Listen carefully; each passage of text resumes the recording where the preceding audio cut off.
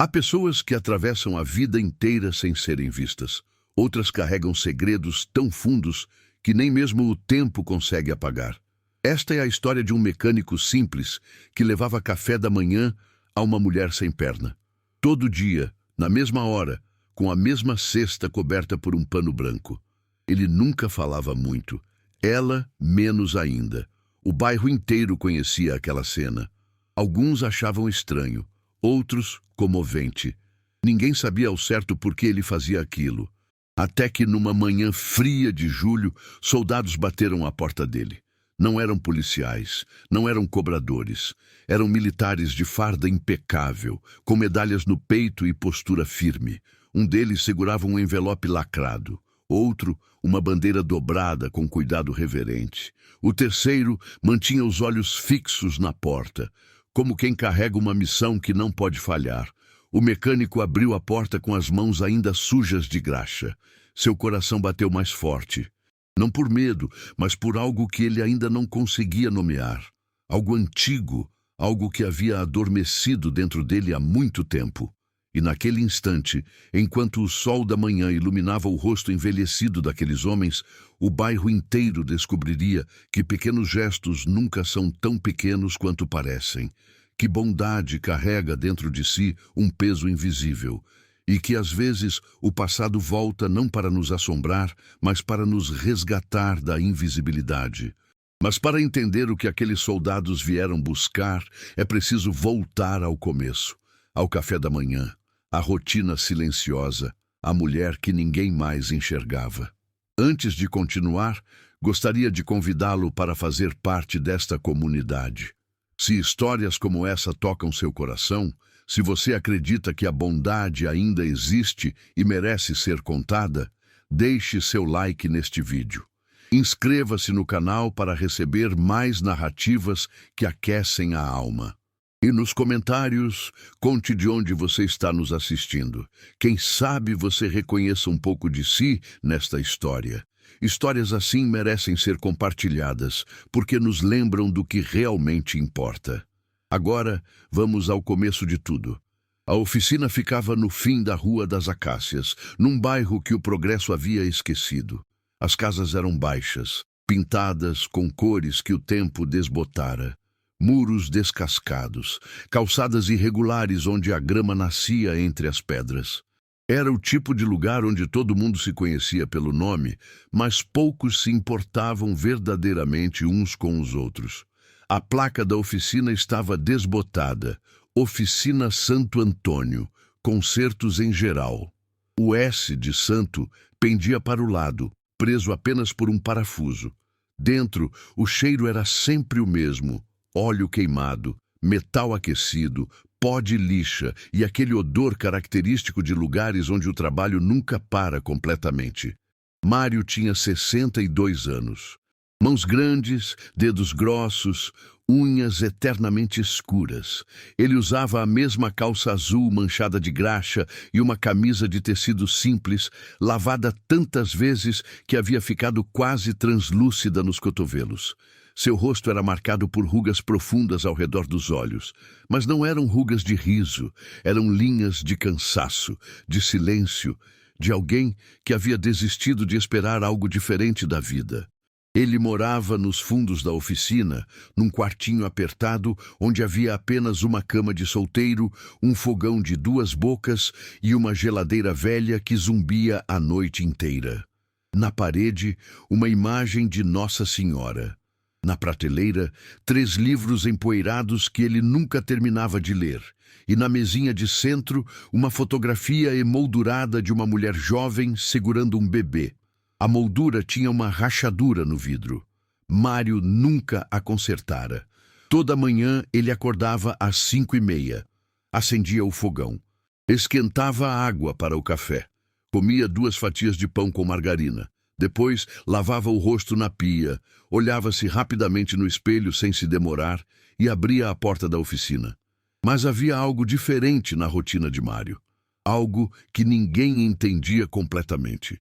3 vezes por semana, às 6h15 da manhã, ele preparava uma segunda porção de café.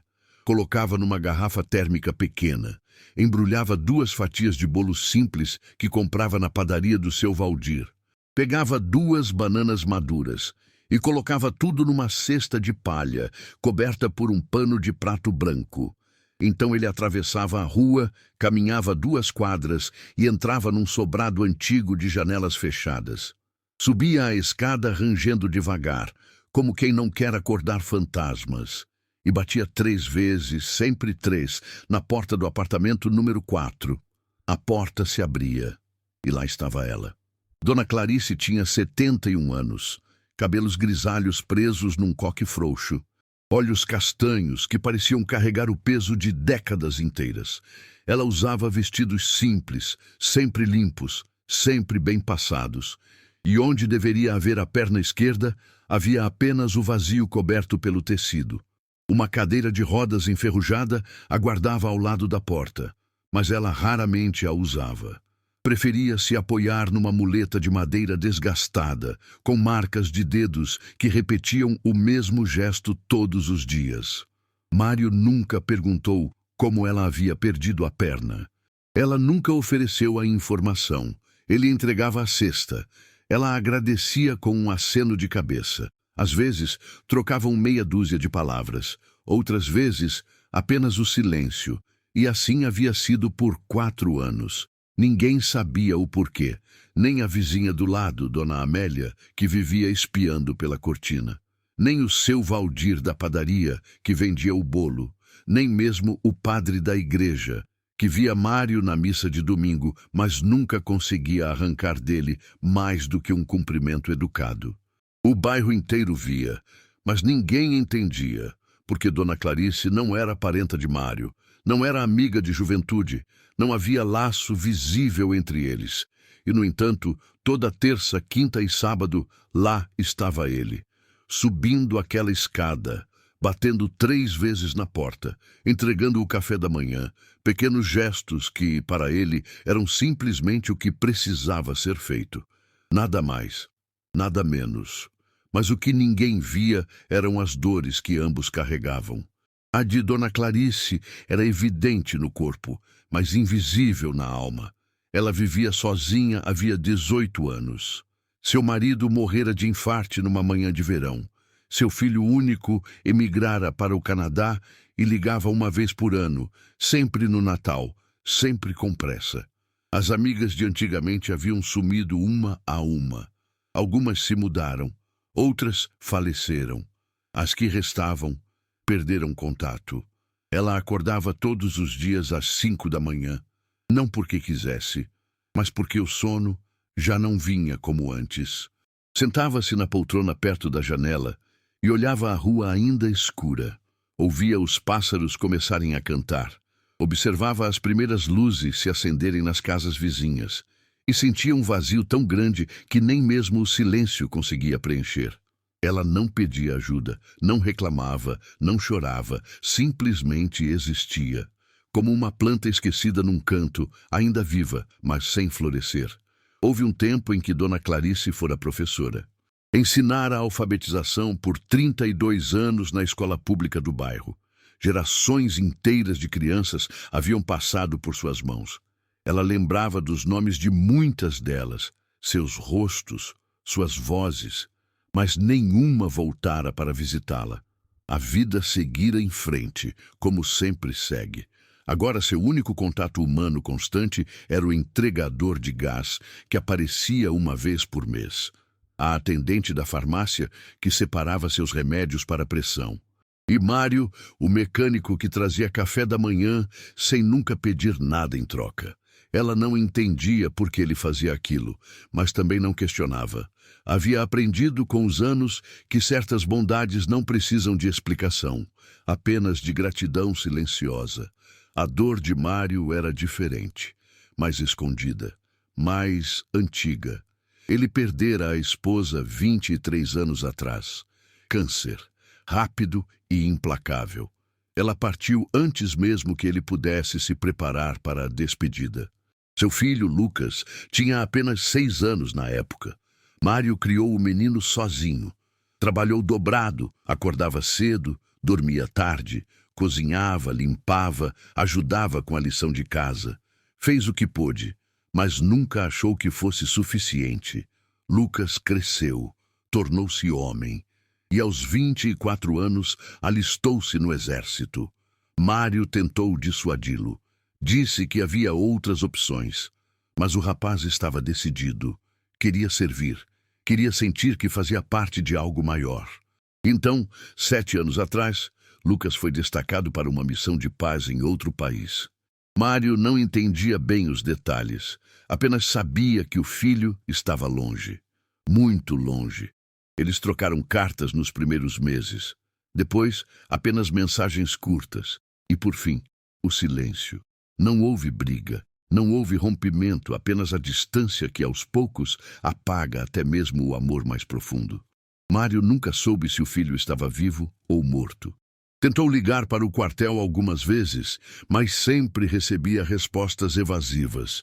Informações confidenciais, diziam, não podemos divulgar. E ele, simples mecânico, não tinha forças nem conhecimento para insistir. Com o tempo, desistiu de procurar. Não por falta de amor, mas porque a dor de não saber era menor do que a dor de confirmar o pior.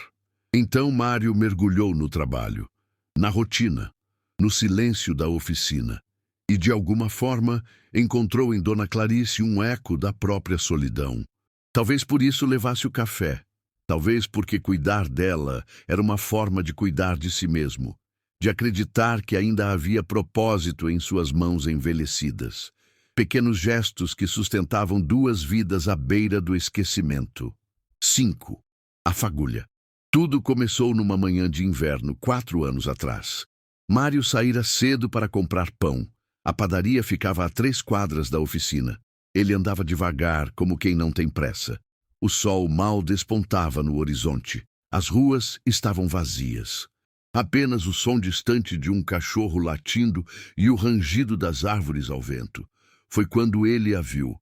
Dona Clarice estava sentada no degrau da entrada do sobrado onde morava. Havia caído. A muleta jazia ao lado, caída no chão. Ela tentava se levantar, mas a força não vinha. O rosto estava pálido, não de dor física, mas de humilhação, de cansaço, de derrota silenciosa. Mário parou, hesitou. Não a conhecia, nunca haviam trocado palavra. Mas algo dentro dele não conseguiu seguir em frente. Aproximou-se com cuidado. A senhora precisa de ajuda? Ela levantou os olhos. Havia algo naquele olhar, uma mistura de vergonha e alívio. Eu tropecei, disse ela a voz baixa. Só preciso me levantar. Mário estendeu a mão. Ela hesitou, mas acabou aceitando. Ele a ergueu com delicadeza, pegou a muleta e entregou-a de volta. Ela se apoiou, recuperou o equilíbrio. E então, por um instante, seus olhares se cruzaram. Não houve agradecimento efusivo. Não houve promessas. Apenas um aceno de cabeça, um sorriso breve e o silêncio de 2 pessoas que reconheceram uma na outra a mesma solidão. Mário seguiu para a padaria. Comprou o pão. Mas durante todo o caminho de volta, não conseguiu tirar aquela imagem da cabeça. A mulher no degrau, a muleta caída, o esforço inútil para se levantar sozinha. Quando chegou em casa, preparou o café como sempre fazia. Mas desta vez fez um pouco mais. Separou 2 fatias de bolo que havia sobrado do dia anterior. Colocou numa sacola plástica e voltou até o sobrado. Subiu a escada, bateu na porta. Dona Clarice abriu, surpresa. Pensei que a senhora talvez não tivesse tomado café ainda, disse Mário, estendendo a sacola. Fiz demais hoje. Ela olhou para a sacola, depois para ele, e aceitou sem palavras. Mário desceu a escada e voltou para a oficina. Não esperou agradecimento, não esperou nada. Apenas sentiu que havia feito o que precisava ser feito. 2 dias depois, ele voltou. Levou café fresco numa garrafa térmica e bolo da padaria. Dona Clarice aceitou novamente, desta vez com um leve sorriso. E assim começou, sem planejamento, sem promessas, apenas a repetição silenciosa de um gesto simples. Toda terça, quinta e sábado, às 6h15 da manhã, a cesta de palha coberta pelo pano branco, as 3 batidas na porta, o café quente, o bolo fresco, as bananas maduras. Nada de extraordinário, apenas humanidade em sua forma mais pura. E, aos poucos, aquele gesto começou a transformar 2 vidas que haviam desistido de esperar transformação. As mudanças vieram devagar. Tão devagar que, no começo, nenhum dos dois percebeu. Nas primeiras semanas, Dona Clarice apenas aceitava a cesta e fechava a porta. Não havia conversa, não havia intimidade, apenas a troca rápida e o silêncio que se seguia. Mas, com o tempo, a porta começou a ficar aberta por mais alguns segundos. "O bolo estava gostoso", disse ela, certa manhã. "É da padaria do seu Valdir", respondeu Mário. "Ele faz tudo na hora."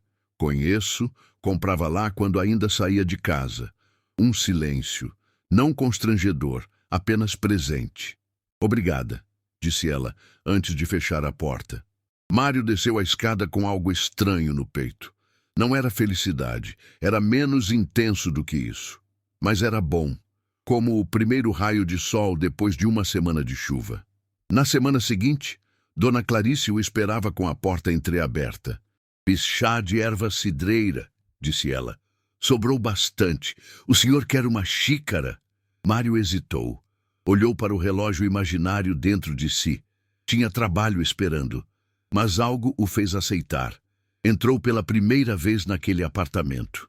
O lugar era pequeno, mas impecavelmente limpo. Cheirava a naftalina e lavanda. Móveis antigos, mas bem cuidados. Na parede, fotografias em preto e branco de pessoas que ele não conhecia. No canto, uma estante de livros. Muitos livros. Lombadas gastas. Títulos que falavam de pedagogia, história, literatura. Sentaram-se à mesinha da cozinha, beberam o chá em silêncio. "O senhor é casado?" perguntou ela de repente. "Fui. Ela faleceu. Sinto muito. Foi há muito tempo." Outro silêncio, mas desta vez um pouco mais confortável. "E o senhor? Tem filhos?" Mário demorou a responder. "Tenho um filho, mas não o vejo há anos." Ela não perguntou mais nada, e ele agradeceu por isso. Terminaram o chá. Mário se despediu e voltou para a oficina. Mas naquela manhã, o trabalho pareceu um pouco mais leve, como se o peso que carregava nos ombros tivesse diminuído alguns gramas. E assim, semana após semana, os encontros foram se estendendo.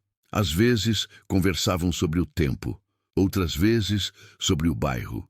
Dona Clarice contava histórias dos antigos alunos.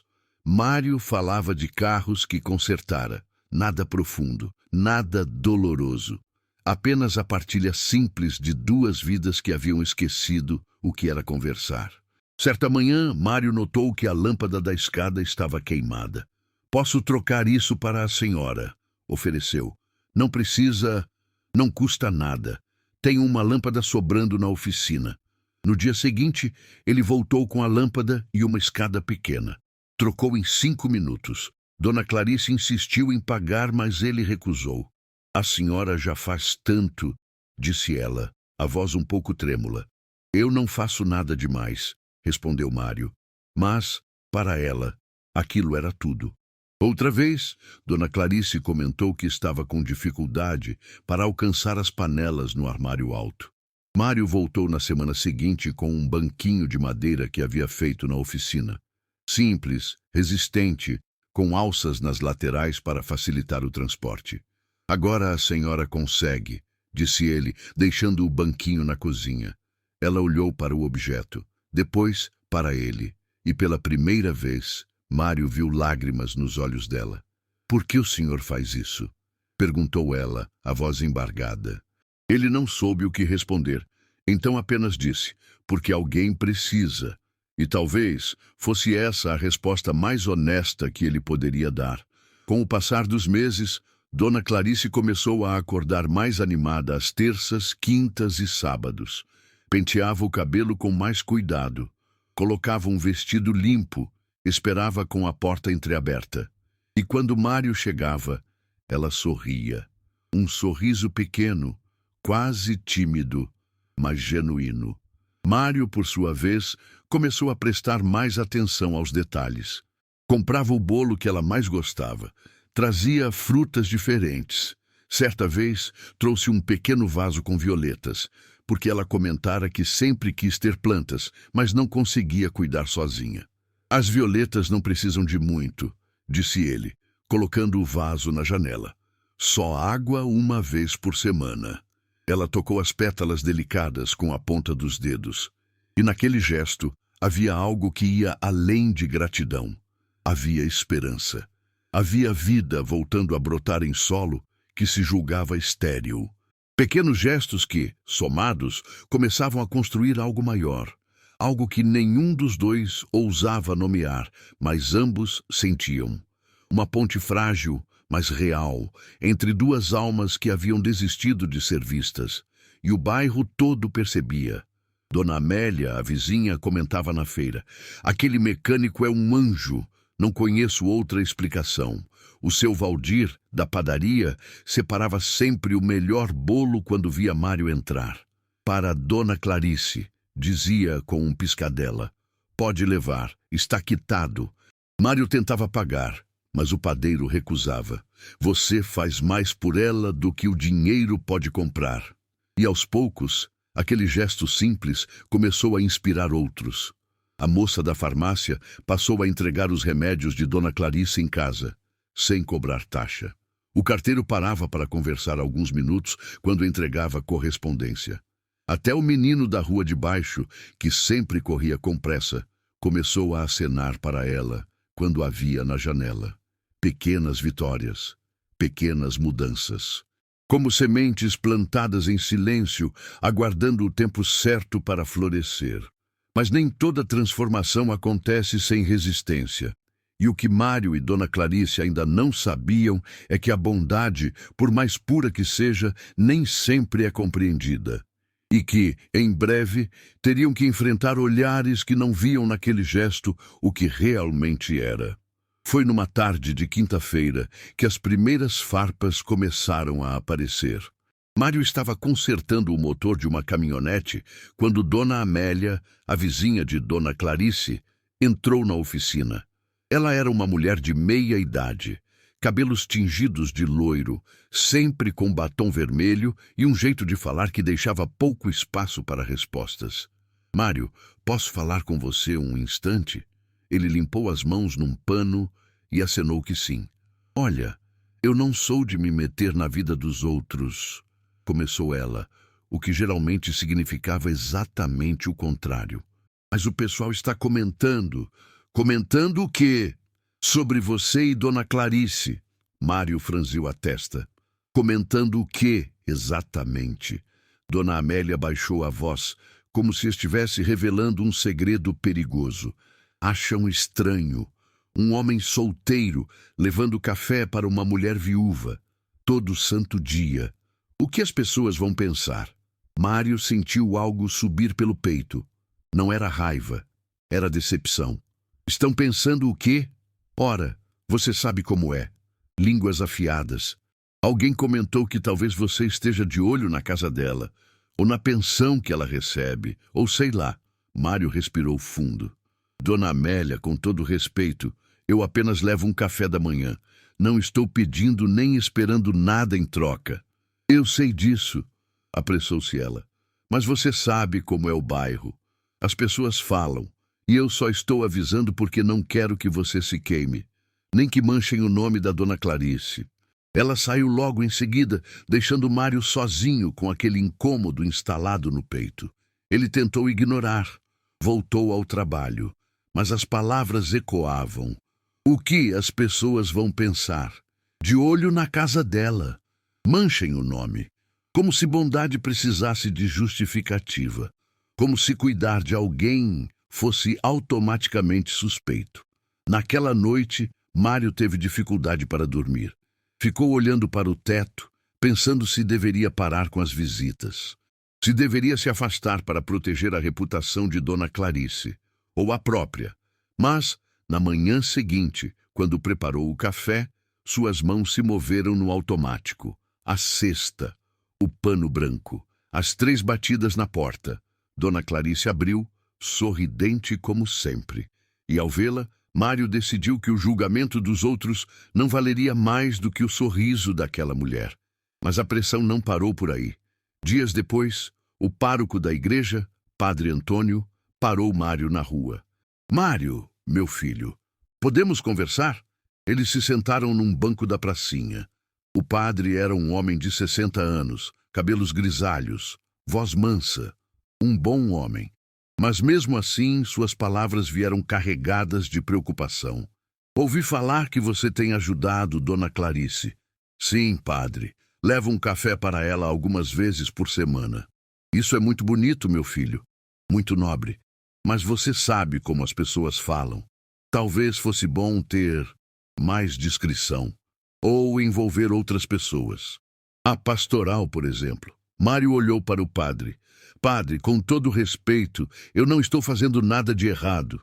Eu sei disso. Mas a aparência também importa. E eu não quero que você ou Dona Clarice sofram com fofocas." Mário assentiu, mas não prometeu nada. Porque no fundo sabia que não ia parar. Não podia parar. Aquele gesto havia se tornado parte dele. E desistir agora seria como arrancar um pedaço de si mesmo. A provação mais dura, porém, veio de dentro. Numa manhã de sábado, Mário subiu a escada como sempre fazia. Bateu 3 vezes, e quando Dona Clarice abriu a porta, ele notou que ela estava diferente. Os olhos vermelhos, o rosto cansado. "A senhora está bem?" Ela hesitou. Depois, com a voz baixa, "Mário, talvez seja melhor você parar de vir." As palavras caíram como pedras. "Por quê?" "As pessoas estão falando. Dona Amélia me contou, e eu não quero que você seja mal visto por minha causa." Mário entrou no apartamento e fechou a porta atrás de si. Colocou a cesta sobre a mesa e sentou-se. "Dona Clarice, olhe para mim." Ela levantou os olhos, cheios de lágrimas contidas. "Eu não me importo com o que as pessoas dizem. E a senhora também não deveria. O que eu faço, faço porque quero, porque é certo. E se alguém não entende, o problema é deles, não nosso." "Mas e se eles estiverem certos?" disse ela, a voz quebrando. "E se você estiver desperdiçando seu tempo comigo, uma mulher velha, inútil, que nem andar direito consegue?" Mário sentiu algo apertar em seu peito. Levantou-se e ajoelhou-se ao lado da cadeira dela, olhando-a nos olhos. "A senhora não é inútil. A senhora é uma das pessoas mais dignas que eu conheço, e se eu venho aqui é porque estar perto da senhora me faz bem. Me faz lembrar que ainda existe bondade no mundo, que ainda vale a pena cuidar, que não estou sozinho." Ela começou a chorar. Um choro silencioso, de anos acumulados. Mário não disse mais nada, apenas ficou ali, segurando a mão dela, até que as lágrimas cessassem. Quando ele saiu daquele apartamento, naquela manhã, sabia que algo havia mudado. Não apenas entre eles, mas dentro dele. Porque pela primeira vez em anos, Mário havia dito em voz alta o que sentia. E isso o libertara de alguma forma. Mas o que nenhum dos dois sabia é que, enquanto enfrentavam os julgamentos do bairro, uma história muito maior estava prestes a se revelar. Uma história que conectava passado e presente. Uma história que explicaria por que soldados bateriam à porta de um mecânico simples. Foi numa manhã de outubro, quase 4 meses depois daquela conversa difícil, que a verdade começou a emergir. Mário chegou como sempre, com a cesta e o café. Mas quando Dona Clarice abriu a porta, ele notou que ela segurava algo nas mãos. Uma carta antiga, o envelope amarelado pelo tempo. "Senta aqui", disse ela, a voz trêmula. "Preciso te contar algo." Eles se sentaram à mesinha da cozinha. Dona Clarice colocou a carta na frente dele, mas não a abriu imediatamente. Seus dedos tremiam. "Mário, nesses anos todos, você nunca me perguntou como perdi a perna." Ele balançou a cabeça. "Achei que não era da minha conta." "Não é. Mas agora eu quero contar." Ela respirou fundo. Eu perdi a perna num acidente, mas não foi um acidente comum. Foi numa missão humanitária. Há 43 anos, eu estava no exterior, ensinando crianças refugiadas a ler e escrever. Um bombardeio atingiu a escola. Eu sobrevivi, mas perdi a perna esquerda. Mário ouvia em silêncio, tentando processar. Quando voltei ao Brasil, ninguém quis ouvir.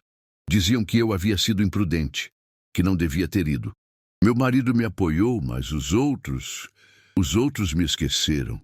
E com o tempo, até meu nome foi apagado dos registros, como se eu nunca tivesse estado lá. Ela abriu a carta. As mãos tremiam tanto que Mário precisou segurar uma das pontas do papel. Esta carta chegou semana passada, de uma organização internacional. Eles estão revisando arquivos antigos. Encontraram meu nome e querem me homenagear, reconhecer o trabalho que fiz. Mas a voz dela falhou. Eu não sei se tenho forças para voltar a tudo aquilo, para reviver, para ser vista de novo. Passei tanto tempo invisível que nem sei mais quem sou, além dessa invisibilidade. Mário segurou a mão dela. A senhora é uma heroína. Não sou. Eu só fiz o que precisava ser feito. E naquele instante, Mário compreendeu. Compreendeu por que aquelas palavras ressoavam tanto dentro dele. Porque eram as mesmas palavras que ele usava quando alguém perguntava por que levava café para Dona Clarice. Só fiz o que precisava ser feito. Não havia heroísmo naquilo. Havia apenas humanidade em sua forma mais essencial. Mas a revelação não parou ali. Mário olhou para a carta, depois para Dona Clarice. E pela primeira vez teve coragem de fazer a pergunta que evitara durante 4 anos. Dona Clarice, onde exatamente a senhora estava? Em que país? Ela disse o nome. E o mundo de Mário parou. Era o mesmo país onde seu filho, Lucas, havia sido destacado 7 anos atrás. As mãos de Mário começaram a tremer. Meu filho estava lá, está lá, eu não sei. Perdi contato com ele. Dona Clarice arregalou os olhos. Seu filho é militar? Era. É. Eu não sei mais. Ela levantou-se, apoiando-se na muleta, e foi até um armário antigo. Abriu uma gaveta e tirou outra carta, mais recente. Esta carta menciona uma lista. Uma lista de pessoas que trabalharam na mesma missão que eu. Militares que faziam a segurança do local. Talvez o nome dele esteja aqui. Mário pegou a carta com mãos trêmulas, leu e leu de novo. E lá, no meio de dezenas de nomes, estava ele. Sargento Lucas Antônio Ferreira, seu filho. As lágrimas vieram antes que Mário pudesse impedi-las. Ele cobriu o rosto com as mãos e chorou. Chorou pela primeira vez em anos. Chorou de alívio, de dor, de esperança, de medo. Dona Clarice sentou-se ao lado dele e colocou a mão em seu ombro. Não disse nada. Apenas ficou ali, em silêncio, oferecendo o mesmo consolo que ele lhe oferecera tantas vezes. Quando as lágrimas cessaram, Mário olhou para ela. Ele estava lá, protegendo pessoas como a senhora. E você, disse Dona Clarice, a voz suave, esteve aqui, protegendo pessoas como eu. Naquele momento tudo fez sentido. Tudo se conectou. Não por coincidência. Não por destino, mas porque pequenos gestos carregam dentro de si uma força invisível. Porque bondade gera bondade. E porque, às vezes, aquilo que fazemos ecoa de formas que nunca imaginaríamos. Mas a história ainda não havia terminado. Porque aquela carta trazia consigo uma informação que mudaria tudo. Uma informação que, em poucos dias, levaria soldados até a porta de Mário. Foi numa manhã de julho, 6 dias depois daquela revelação, que os soldados chegaram. Mário estava na oficina, trabalhando num motor, quando ouviu as batidas firmes na porta. 3 batidas, fortes, respeitosas. Limpou as mãos e foi abrir. 3 homens estavam do lado de fora, uniformes impecáveis, capes nas mãos, posturas rígidas, mas rostos humanos. Um deles, o mais velho, tinha cabelos grisalhos e uma cicatriz discreta na testa. O segundo era mais jovem, olhos escuros e sérios. O terceiro segurava algo coberto por um tecido. Senhor Mário Antônio Ferreira? Perguntou o mais velho. Sim, sou eu. Meu nome é Coronel Mendes. Estes são o Tenente Souza e o Cabo Martins. Viemos em nome do Exército Brasileiro. Podemos entrar? Mário sentiu o coração disparar. Medo, esperança, confusão. Claro, entrem. Eles entraram na oficina e ficaram de pé, mesmo quando Mário ofereceu cadeiras. O Coronel Mendes deu um passo à frente. Senhor Mário, antes de mais nada, quero que saiba que esta não é uma visita fácil para nós, mas é necessária e honrosa. Mário tentou controlar a respiração. É sobre meu filho? Lucas está... Ele está vivo? O coronel olhou para os outros dois. Depois, de volta para Mário. Senhor Mário, seu filho, Sargento Lucas Antônio Ferreira, faleceu há 7 anos, em serviço, durante uma operação de resgate numa missão humanitária internacional. O mundo desabou. Mário sentiu as pernas fraquejarem. Apoiou-se na bancada de trabalho. Tentou falar, mas as palavras não vieram. Apenas um gemido baixo, sufocado. O coronel continuou, a voz firme mas compassiva.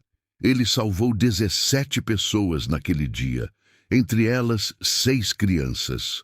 Seu filho foi um herói, senhor Mário, um verdadeiro herói. As lágrimas desceram pelo rosto de Mário.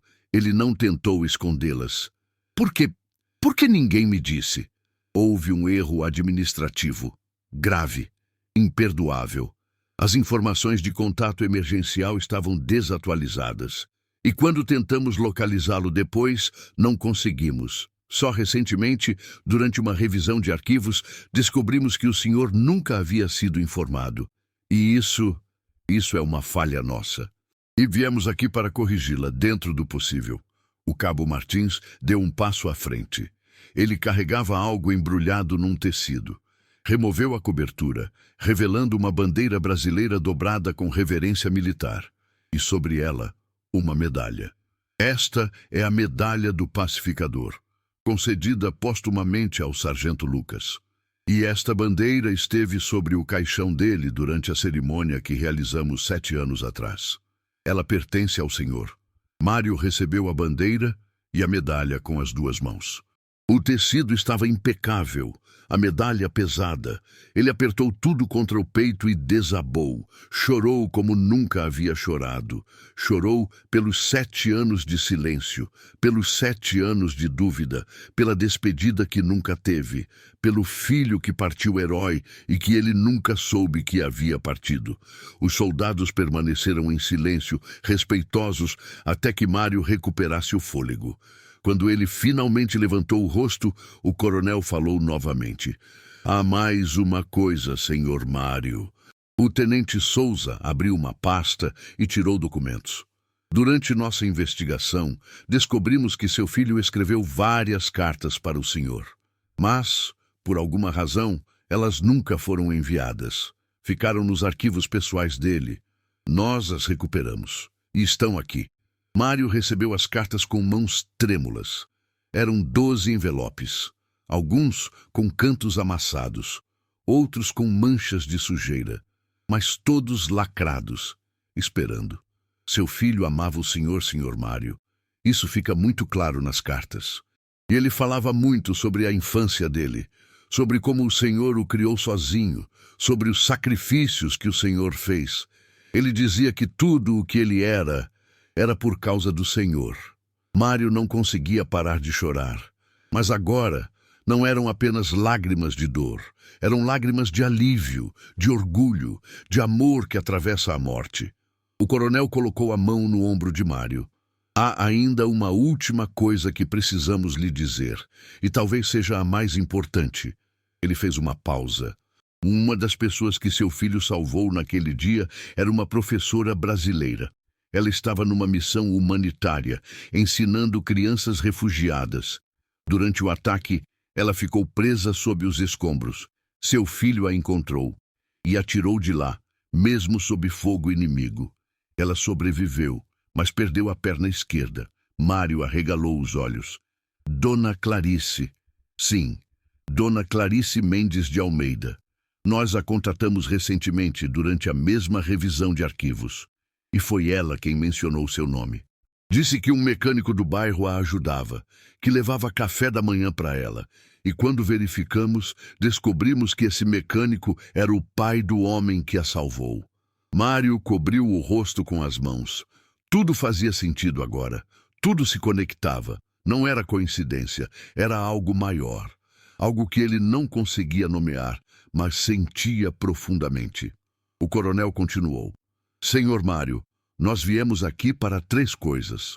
Primeiro, pedir desculpas em nome do Exército pela falha em informá-lo sobre seu filho. Segundo, entregar a medalha e a bandeira que lhe pertencem. E terceiro, convidá-lo para uma cerimônia. Cerimônia? Dona Clarice será homenageada publicamente pela organização internacional que coordena missões humanitárias. E nós, do Exército, aproveitaremos a ocasião para homenagear todos os militares que participaram daquela missão, incluindo seu filho. A cerimônia será na próxima semana, na capital. E gostaríamos muito que o senhor estivesse presente, junto com Dona Clarice. Mário olhou para a medalha, para a bandeira, para as cartas, e assentiu, incapaz de falar. O coronel estendeu a mão. Mário a apertou, e naquele aperto de mão havia respeito, havia reconhecimento, havia a dor compartilhada de homens que conhecem o peso da perda. Quando os soldados saíram, Mário ficou sozinho na oficina, segurando a bandeira contra o peito. E pela primeira vez em 7 anos, sentiu que seu filho estava em paz, e que ele, finalmente, também poderia estar. Mas ainda havia algo que precisava fazer. Alguém com quem precisava compartilhar aquele momento. Pegou a cesta, preparou o café e subiu a escada do sobrado como sempre fazia, mas, desta vez, com o coração diferente. Não mais vazio, mas preenchido. Não mais perdido, mas encontrado. A cerimônia aconteceu numa manhã ensolarada de agosto, no Salão Nobre do Ministério da Defesa, na capital. Mário nunca havia estado num lugar tão grande, tão formal. Havia bandeiras, militares em uniformes de gala, autoridades, jornalistas e, no centro do salão, 2 cadeiras reservadas, uma para ele, outra para Dona Clarice. Ela estava diferente naquele dia. Usava um vestido azul marinho elegante, os cabelos presos num coque impecável. E, embora ainda usasse a muleta, havia algo na postura dela que irradiava dignidade, força, propósito recuperado. Eles se sentaram lado a lado. Mário segurava a medalha do filho. Dona Clarice, um certificado de honra ao mérito humanitário. O coronel Mendes subiu ao púlpito e começou a falar. Contou a história da missão, das vidas salvas, dos sacrifícios feitos. E então chamou Dona Clarice ao palco. Ela se levantou, apoiando-se na muleta. Subiu os degraus devagar, mas com segurança. E quando chegou ao centro do palco, virou-se para a plateia. Eu passei 43 anos acreditando que havia sido esquecida, disse ela, a voz firme. Passei décadas carregando o peso da invisibilidade, achando que nada do que fiz importara. Mas hoje eu sei que não é verdade. Hoje eu sei que pequenos gestos mudam destinos e que bondade nunca é desperdiçada. Ela olhou para Mário, lá embaixo, na plateia. Há um homem aqui que me ensinou isso. Um mecânico simples, que me trazia café da manhã sem saber quem eu era, sem saber que eu havia sido salva pelo filho dele. Ele apenas via uma mulher sozinha e decidiu cuidar. E ao fazer isso, ele me salvou de novo. Não do fogo, não dos escombros, mas do esquecimento, da solidão, do desespero silencioso. Houve um silêncio pesado no salão. E então, aplausos, fortes, longos, respeitosos. Dona Clarice desceu do palco e voltou ao lado de Mário. Ele estava chorando, mas eram lágrimas serenas. Depois, foi a vez de homenagear os militares. O nome de Lucas foi chamado. Mário subiu ao palco, recebeu uma segunda medalha, uma placa, e diante de todos disse apenas: meu filho fez o que era certo, assim como aprendi com meus pais, assim como tentei ensinar a ele. Pequenos gestos, bondade simples, é só isso, mas é tudo. Ele desceu do palco, e quando voltou ao lado de Dona Clarice, ela segurou sua mão, e permaneceram assim, lado a lado, enquanto a cerimônia continuava. Quando tudo terminou, eles voltaram para o bairro. A viagem de ônibus foi longa, mas silenciosa. Não precisavam de palavras, apenas da presença um do outro. Ao chegarem, o bairro inteiro os esperava. Dona Amélia, que tanto falara, estava na frente com os olhos vermelhos. O seu Valdir trouxera bolos. O padre organizara uma pequena celebração na pracinha. E todos, um por um, vieram agradecer. Pedir desculpas, reconhecer, porque a história havia se espalhado. Os jornais publicaram. A televisão noticiou. E, de repente, aquele gesto simples, levar café da manhã a uma mulher sem perna, tornou-se símbolo de algo maior, de humanidade, de bondade que não espera recompensa, de amor que atravessa o tempo e a dor. Mário voltou para a oficina naquela noite. Pendurou a medalha do filho na parede, ao lado da fotografia da esposa. E, pela primeira vez em anos, sentiu paz. No dia seguinte, às 6h15 da manhã, ele preparou o café. Colocou na cesta, cobriu com o pano branco e subiu a escada do sobrado. Bateu 3 vezes na porta. Dona Clarice abriu, sorrindo. Pensei que depois de tudo isso, você fosse parar de vir. Mário balançou a cabeça. Nunca. Enquanto eu puder subir essa escada, eu vou continuar vindo. Ela o convidou para entrar. Sentaram-se à mesinha da cozinha. Beberam café juntos. Conversaram sobre coisas simples. Sobre o tempo, sobre o bairro, sobre planos para a semana. E naquela simplicidade havia algo profundo. Algo que transcendia palavras. Porque eles sabiam agora que haviam sido parte de algo maior, que pequenos gestos carregam dentro de si o poder de transformar destinos, que bondade nunca é desperdiçada e que, às vezes, salvar alguém é também ser salvo.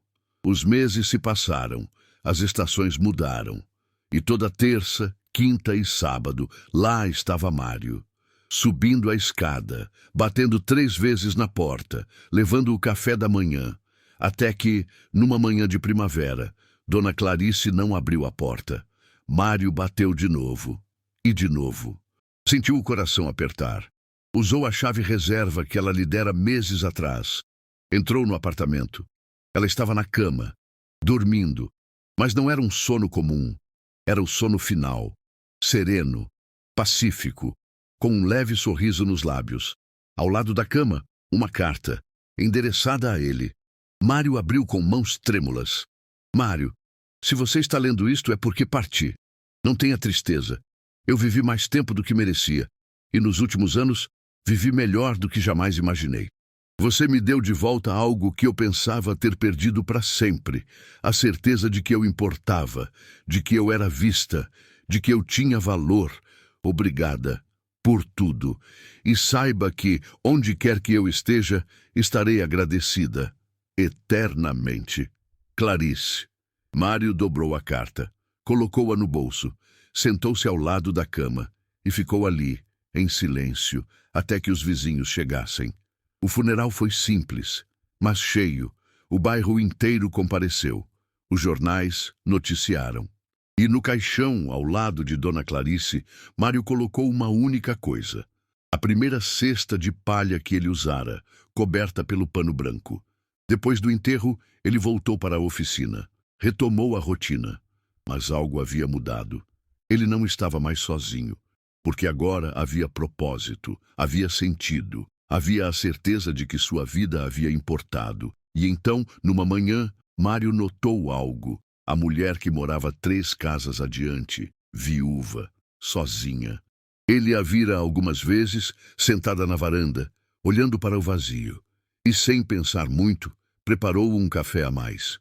Colocou numa cesta. Cobriu com um pano branco e atravessou a rua. Bateu na porta. Ela abriu surpresa. Bom dia. Fiz café demais hoje. A senhora aceita? Ela hesitou, depois sorriu. Um sorriso pequeno, mas genuíno. Aceito. Obrigada. E assim, o ciclo recomeçou. Porque pequenos gestos nunca terminam.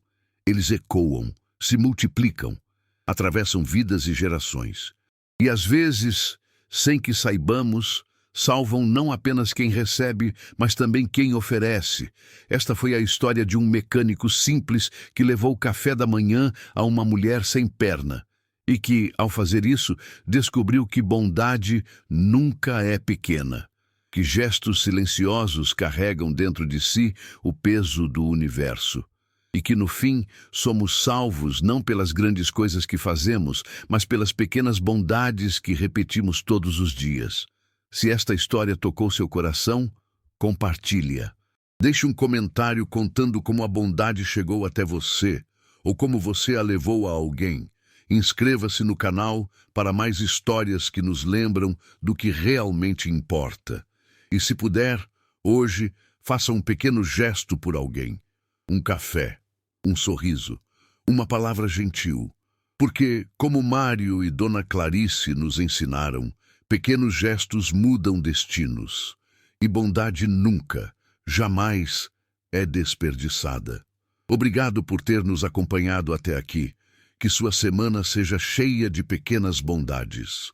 E que você nunca esqueça, você importa. Seus gestos importam, e o mundo precisa de mais pessoas como você. Até a próxima história.